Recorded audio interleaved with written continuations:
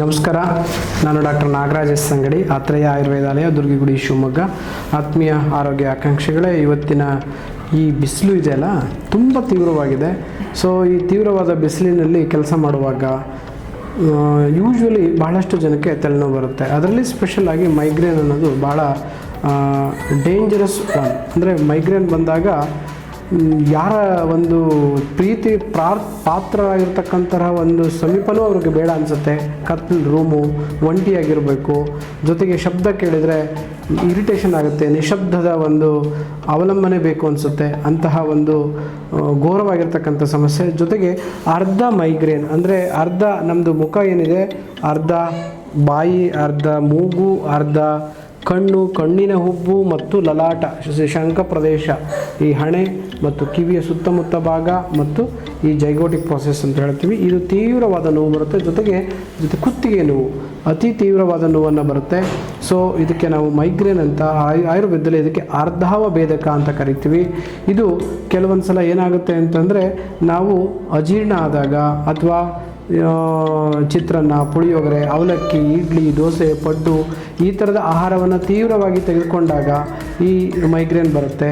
Function ಊಟ ಮಾಡಿದಾಗ ಹುಳಿ ಮೊಸರು, ಹುಳಿ ಮಜ್ಜಿಗೆ, ಬಾಳೆಹಣ್ಣನ್ನು ತಿಂದಾಗ ಮೈಗ್ರೇನ್ ಬರುತ್ತೆ. ಅಥವಾ ಟ್ರಾವೆಲಿಂಗಲ್ಲಿ ಇರುವಾಗ ರಾತ್ರಿ ನಿದ್ರೆಗೆಟ್ಟರೆ, ನಿದ್ರೆಯಿಂದ ಬಹಳಷ್ಟು ತೊಂದರೆಗಳಾದಾಗ ಡೇ ಟೈಮಲ್ಲಿ ನಮಗೆ ನೋವುಗಳು ಬರುತ್ತೆ. ಅದರಲ್ಲೂ ಡೇ ಟೈಮಲ್ಲಿ ತೀವ್ರವಾಗಿ ನಾವು ಎಚ್ಚರ ಇದ್ದು ದಿನನಿತ್ಯದ ನಿದ್ದೆ ಮಾಡಿದರೆ, ರಾತ್ರಿ ನಿದ್ದೆ ಬಿಟ್ಟು ಡೇ ನಿದ್ದೆ ಮಾಡಿದರೆ ಭಾಳಷ್ಟು, ಅಥವಾ ರಾತ್ರಿ ನಿದ್ದೆ ಇಲ್ಲದೇ ಇದ್ದ ಸಮಯದಲ್ಲಿ ಹೆಚ್ಚು ಮಾಂಸಾಹಾರಗಳನ್ನು ತಿಂದರೆ, ಹೆಚ್ಚು ಹುಳಿ ಆಹಾರಗಳನ್ನು ತಿಂದರೆ, ಉಪಯುಕ್ತ ಆಹಾರಗಳನ್ನು ತಿಂದರೆ, ಮಿಲ್ಕ್ ಶೇಕ್ಗಳನ್ನು ಕುಡಿದ್ರೆ, ಪನ್ನೀರ್ ಐಟಮ್ಗಳನ್ನ ಜಾಸ್ತಿ ತಿಂದರೆ, ನಾರ್ತ್ ಇಂಡಿಯನ್ ಫುಡ್ಡನ್ನು ತಿಂದರೆ, ಅಥವಾ ಫಂಕ್ಷನ್ ಊಟ ಮಾಡಿ ಬಂದಾಗ ಅಲ್ಲಿ ಆಗಿರ್ತಕ್ಕ ಅಜಿನೋಮೋಟೊ ಅಥವಾ ಹುಳಿ ಮಜ್ಜಿಗೆ ಮಾಡಿ ಕುಡಿದು ಬಂದಾಗ, ಅತಿಯಾದ ಸ್ವೀಟ್ಗಳನ್ನು ತಿಂದು ಬಂದಾಗ ಮೈಗ್ರೇನ್ ಸಾಮಾನ್ಯವಾಗಿ ಕಾಡೋದುಂಟು. ಅಥವಾ ಗ್ಯಾಸ್ಟ್ರಿಕ್ ಆದಾಗೂ ಬರುತ್ತೆ. ಕೆಲವೊಬ್ಬರಿಗೆ ಆ ಗ್ಯಾಸ್ಟ್ರಿಕ್ ವಾಂತಿ ಮಾಡಿದ ತಕ್ಷಣ, ಹುಳಿ ಪಿತ್ತ ಹೋದ ತಕ್ಷಣ ಮೈಗ್ರೇನ್ ಕಡಿಮೆ ಆಗುತ್ತೆ, ಕೆಲವೊಬ್ಬರಿಗೆ ಕಡಿಮೆನೇ ಆಗೋದಿಲ್ಲ. ಇಂಥ ಬಹಳಷ್ಟು ಸಂದರ್ಭಗಳನ್ನು ಭಾಳಷ್ಟು ಜನ ನೋಡಿರ್ತೀರಿ.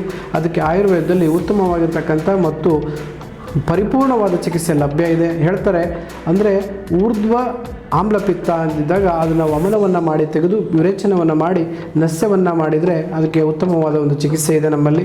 ಅದಕ್ಕೆ ಹುಳಿ ಪಿತ್ತದಲ್ಲಿರ್ತಕ್ಕಂತಹ ಒಂದು ಈ ತಲೆ ಭಾಗದಲ್ಲಿರ್ತಕ್ಕಂಥ ಹುಳಿ ಪಿತ್ತವನ್ನು ತೆಗೆಯುವ ಒಂದು ಪ್ರಯತ್ನ. ಸೊ ಹಾಗಾಗಿ ರಕ್ತದ ಮುಖಾಂತರ ರಕ್ತ ಮೋಕ್ಷಣವನ್ನು ಮಾಡಿದರೆ ಅದು ಉತ್ತಮ ಒಂದು ಪ್ರತಿಕ್ರಿಯೆಯನ್ನು ನಮಗೆ ನೀಡುತ್ತೆ. ಹಾಗಾಗಿ ಅದನ್ನು ನಾವು ಮಾಡ್ತಾ ಇದ್ದೇವೆ. ಅದಕ್ಕೆ ತೀವ್ರವಾದ ಲಾರಿ ಡ್ರೈವರ್ ಆಗಿ ಕೆಲಸ ಮಾಡ್ತಿರುವಾಗ ಇವರು ಭಾಳಷ್ಟು ಅಪತ್ಯಗಳು, ಆಹಾರ ವಿಹಾರ, ಲೈಫ್ ಸ್ಟೈಲ್ ಚೇಂಜಸ್ ಇರುತ್ತೆ. ಆದ ಕಾರಣ ದೋಷಗಳ ಒಂದು ವೈಪರೀತ್ಯ, ಹಾಗಾಗಿ ಇವರಿಗೆ ಮೈಗ್ರೇನ್ ಸಮಸ್ಯೆ, ಜೊತೆಗೆ ಡಿಸ್ಕ್ ಸಮಸ್ಯೆ, ಹಾಗೆ ಅಜೀರ್ಣ ಆಮ್ಲಪಿತ್ತ ಇರೋದರಿಂದ, ಈ ಸಮಸ್ಯೆ ಇರೋದ್ರಿಂದ ಅವರಿಗೆ ದೋಷ ವಿಪರೀತ ಆಗಿರೋದ್ರಿಂದ ದೋಷವನ್ನು ತೆಗಿತಾ ಇದ್ದೇವೆ. ಮೈಗ್ರೇನನ್ನು ಗುಣಪಡಿಸುವತ್ತ ನಮ್ಮ ಒಂದು ಹೆಜ್ಜೆ ಆಯುರ್ವೇದದ ಕಡೆಗೆ. ಸೊ ಆಯುರ್ವೇದದ ಒಂದು ಪ್ರಯತ್ನ ನಡೀತಾ ಇದೆ. ಈಗ ಮೈಗ್ರೇನ್ಗೆ ನಾವು ರಕ್ತ ಮೋಕ್ಷಣವನ್ನು ನಡೆಸ್ತಾ ಇದ್ದೇವೆ. ರಕ್ತ ಮೋಕ್ಷಣ ವೆರಿ ಇಂಪಾರ್ಟೆಂಟ್. ವೈ? ಬಿಕಾಸ್ ರಕ್ತದಲ್ಲಿರುವ ಆಮ್ಲಭಾವ ಈ ಕಾರಣದಿಂದನೇ ಆ ಮೈಗ್ರೇನಲ್ಲಿ ಬ್ಲಡ್ ವೆಸಲ್ಸ್ ತಲೆಯಲ್ಲಿರ್ತಕ್ಕಂಥದ್ದು ತುಂಬ ದಪ್ಪ ಕಾಣುತ್ತೆ. MRI ಮಾಡಿದರೂ ಕೂಡ ಬ್ಲಡ್ ವೆಸಲ್ಸ್ ದಪ್ಪ ಕಾಣುತ್ತೆ. ಆದರೆ MRI ಅಂದು ತುಂಬ ಫೈಂಡಿಂಗ್ಸ್ ಅಂತ ಇರೋದಿಲ್ಲ, ನಾರ್ಮಲ್ ಅಂತ ಕರೀತಾರೆ. ಆದರೆ ಬ್ಲಡ್ ವೆಸಲ್ ದಪ್ಪ ಆಗಿರುತ್ತೆ. ಅಲ್ಲಿ ಈ ಪಿತ್ತ, ವಾಯು ದೋಷಗಳು ಸೇರ್ಕೊಂಡು ತೀವ್ರವಾದ ನೋವನ್ನು ನೀಡುತ್ತೆ. ಅದನ್ನು ತೆಗೆದ ತಕ್ಷಣ, ಹೇಗೆ ವಾಂತಿ ಆದ ತಕ್ಷಣ ನೋವು ಕಡಿಮೆ ಆಗುತ್ತೋ, ಇಲ್ಲಿ ಈ ರಕ್ತದಲ್ಲಿರೋ ಪಿತ್ತವನ್ನು ತೆಗೆದ ತಕ್ಷಣ ನೋವು ಕಡಿಮೆ ಆಗ್ತದೆ.